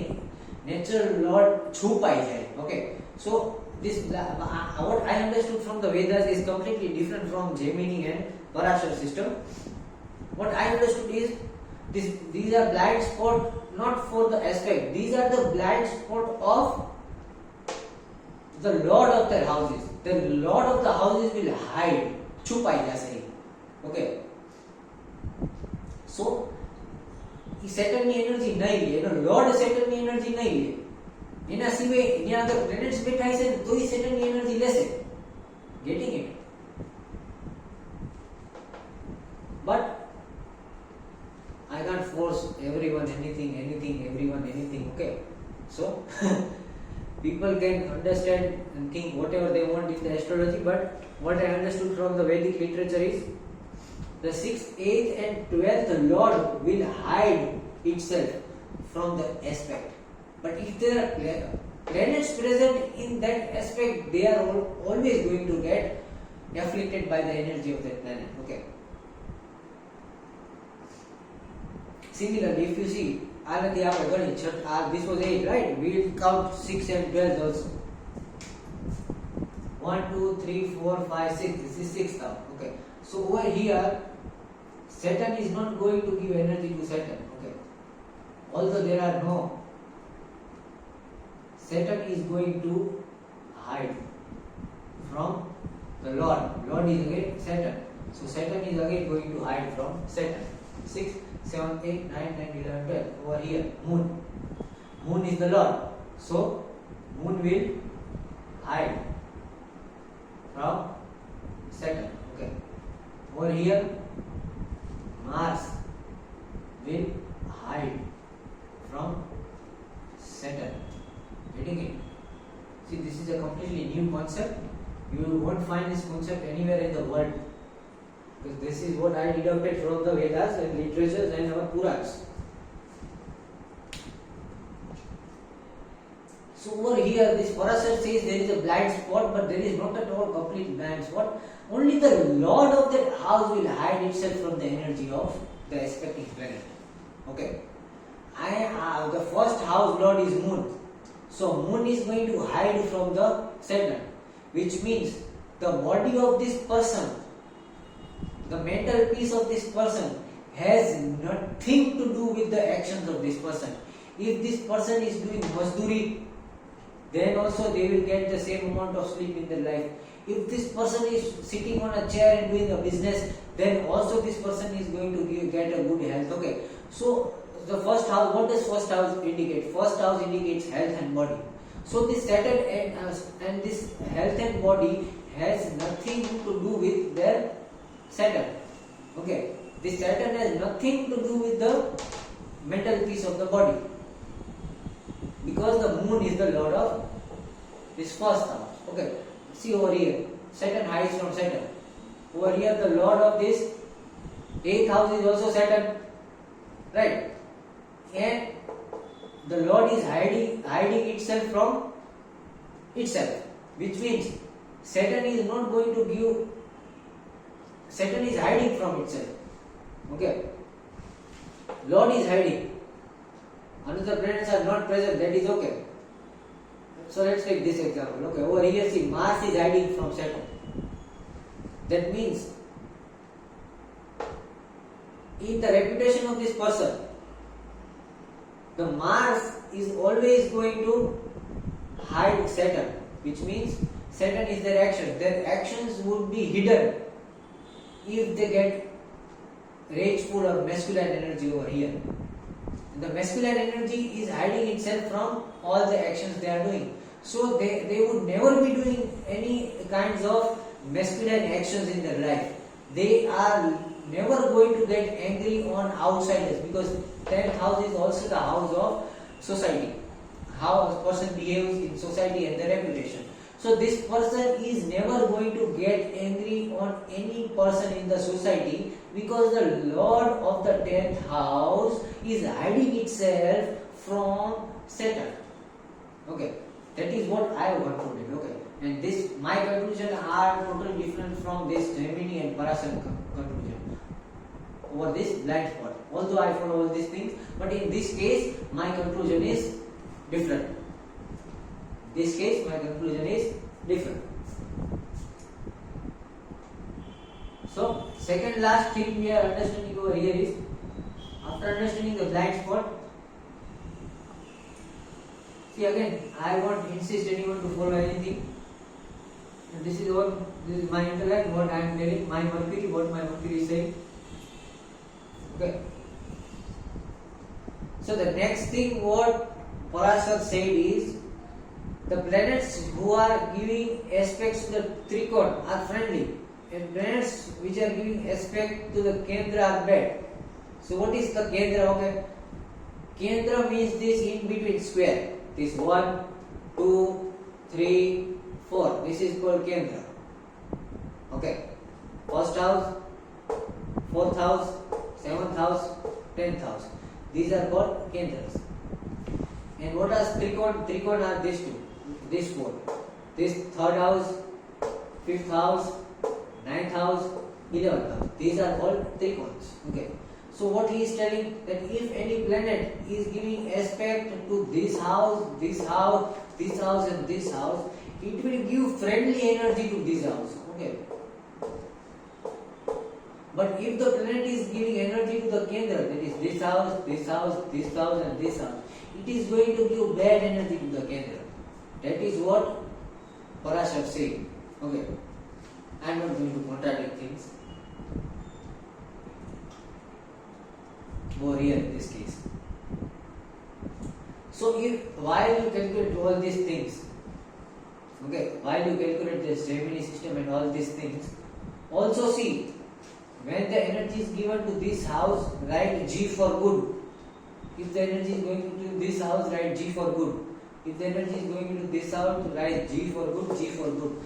If energies are going into this house, write B for bad. Okay, because there is a bad influence. But that is what Parashar said. But again, I won't contradict, but I will just say that there is an exception over here. If the Lord of that house is the friend of the planet who is giving aspect, then this bad thing is going to nullify itself. Okay. Similarly, if the Lord of this house, of this Trikon, are enemy of the planet's energy, then this friendly thing is also going to get neutralized. I am not telling the good things are going to turn bad and bad things are going to turn good. No. Good things and bad things both are going to turn neutral. Okay.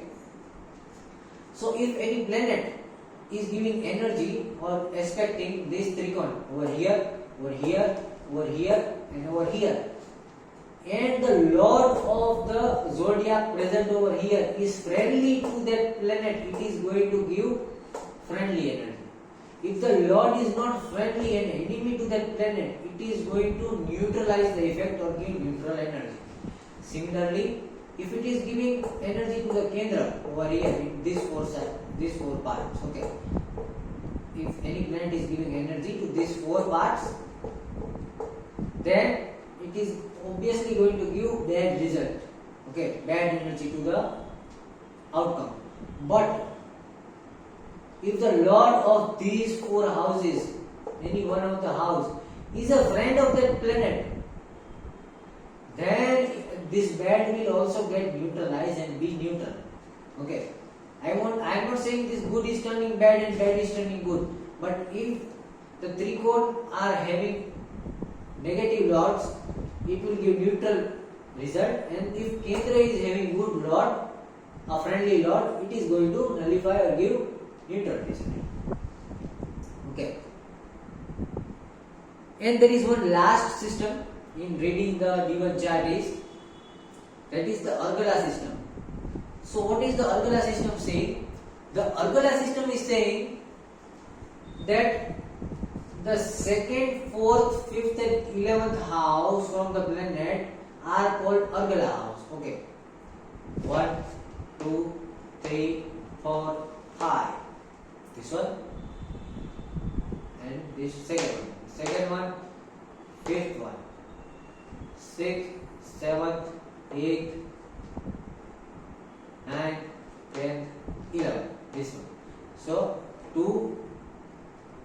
4, 5 and 11. These 4 houses are going to get good energy. Now see, sometimes this Ardhala system is going to contradict this Parashar system. Okay. So these 2, 4, 5 and 11 house are Ardhalas. And the planet is going to give good energy to us over here. But according over here, the Kendra aspect, this and this is getting bad energy. So what I feel is the planet is giving both energies over here. It is also doing good things and bad things over here. Okay. So the house of this person is good and bad both. Okay. The family life is also, there are some good points and bad points both. Okay. Similarly, there are good points and bad points of the wife or husband of this person. Similarly, there is a good point and bad point of this the health of this person. Okay. But see over here, these 2 trikon are bad trikons. Okay. Over here, if there is an aspect, the Saturn is aspect over here. So over here it is giving bad result. But again, we saw that it is the how many house? 1, 2, 3, 4, 5, 6 house. So according to the blind spot theory, the Lord of this house is hiding itself. Okay. So if there was some another Rashi over here, then this Saturn would be malefic and giving very bad dates to this person. But look over here. Over here, this house is governed by sign Aquarius, and a Lord of Aquarius is Saturn itself. So Saturn is hiding from Saturn. So all the energy coming over here is hidden, and it's hidden from itself. Okay. So it is nullifying this thing. Okay. So only bad thing over here is, if third is malefic, then it is going to give bad result. That is 1, 2, 3. See over here it is malefic. Okay. See what is the zodiac over here? It is Scorpio. Who is the Lord of Scorpio? Lord of Scorpio is Mars. Mars is masculine, Saturn is feminine, and naturally Mars is the enemy of Saturn. So over here the Saturn's energy would be malefic. That means the children of this person is going to be problematic with their Martian energy. Martian energy is rage, aggression, anger. Okay, so the children are going to have anger issues in their life. Okay.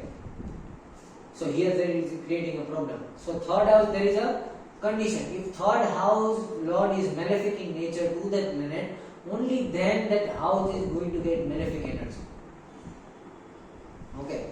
Otherwise, the third, 10th and 12th house from itself is just going to create troubles. Okay. So this person is getting trouble from their children. From 3, okay. Then 10th house is this one. They are getting trouble from spirituality. They are getting trouble from Saraswati, Vishnu.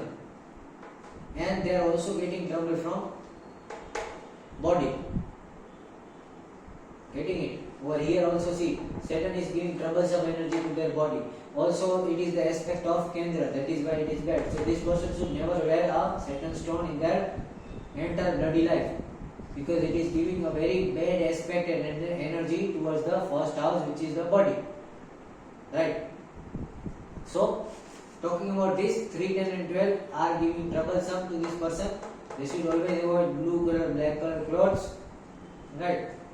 So, this is how you see, you have to calculate everything from each and every planet. I am just giving this example of Saturn. You again have to calculate this thing from Venus. Again you have to calculate this thing from Sun, Jupiter, Mars, Mercury, Moon, Rahu, Ketu. Okay. So after that you will find that there is a lot of conclusion you are getting for each and every aspect of that person's life. And the last point was that 5th and 9th house is mutable, which means that the 5th house from itself, 1, 2, 3, 4, 5, 5th, 6, 7, 8, 9. Okay. So fifth house from Saturn over here is the seventh house of spouse. So this mutables is going to give dual result on the Mahadasha of that planet. Okay, so if the Saturn Mahadasha is going on, this person is going to get dual result from their spouse, good and bad both, because the fifth house from Saturn is their house of spouse. Okay, similarly the ninth house is the house of love achievement. Okay, so they are going to get mixed result. They are going to lose something, they are going to gain something when the Saturn Mahadasha is going on. Okay, similarly if you see for Jupiter, count it from Jupiter, 1, 2, 3, 4, 5. Okay, this again house of love, 6, 7, 8, 9, and house of communication. So when the Jupiter Dasha is going on, this person is going to get dual result of love and dual result of support. They are going to lose someone who are there supporting their life. Okay, and most likely their brothers and sisters may die in the period of their Jupiter Mahadasha. Okay, and they are again going to get someone in their life who is going to give them support, because that is a mutable thing. Good and both bad result, both result would come. And over here lab also, see in Jupiter Mahadasha also they will get some lab and some problem. Okay, so both the things would be there. So fifth and ninth house from itself is mutable. 3, 10 and 11th house is going to give trouble. 2, 4, 5 and 11 are Argala, which are good houses and which is going to give good result. And if the third lord is malefic or bad in the influence of that planet, then the third house from itself is also going to spoil. Okay, so these was some basics about demon chart. If we go deep, we can take 3 hours, 4 hours, 12 hours just talking about the demon chart, because it is the most important chart. And I am not going to spend hours on this demon chart. This was all the basic things about this chart. And there is one more thing. You can understand each and every planet from each and every aspect, and it is going to take time, a lot of time. You might take 6 to 7 hours just to calculate which planet is expecting how much energy to how much kendras. Okay, so it is very much important to know and understand that it is a very deep astrology in D1 chart, and D1 chart is a very basic chart. You always have to keep this chart even if you are making different charts. In the next video I am coming with D2 chart, which represents the wealth of a person. Okay, so after that, even if you make D2 chart, D3 chart, D5 chart, D6, D7, D8, D9, we have to keep it in comparison to this chart. Okay, the Lagna chart is compared to this D1 chart is always compared to different charts, and then the results are modified. But these aspects are calculated this way, that this energy, where particular energy is given, and from aspect you can know that what all areas of the life of this person is going to create. Okay, so this from the aspects we are just knowing that what planet is conditioning which type and what type of energy to what area of their life: husband, spouse, reputation, society, death, love, Lakshmi, Saraswati, house, family life. Okay, so from aspect we just understand these things. Right. In next video I am going to come tomorrow with D2 chart. This is just the D1 chart, and we understood the D1 chart as deeply as possible with the aspect. We still have to understand from this Yog Karak, we have to take the avasthas of planet. Okay, that in which avastha this planet is placed. If the sun is in Atma Karak and the avastha is Bal avastha, that means the sun is still a child. Okay, and he is given the power. Okay, but if the sun is in Vriddha avastha, then the Atma Karak is Vriddha. That means the sun has very much, or the soul has very much, what you say, experience in the life, right? So avasthas are always another thing. So tomorrow first thing we'll understand is the planet avasthas, and after understanding planet avasthas we are going to make D2 chart. Okay, you can note down these aspects because these are going to remain steady. You can also note down these blind spots and this Argala system. Okay, thank you very much. Coming back tomorrow.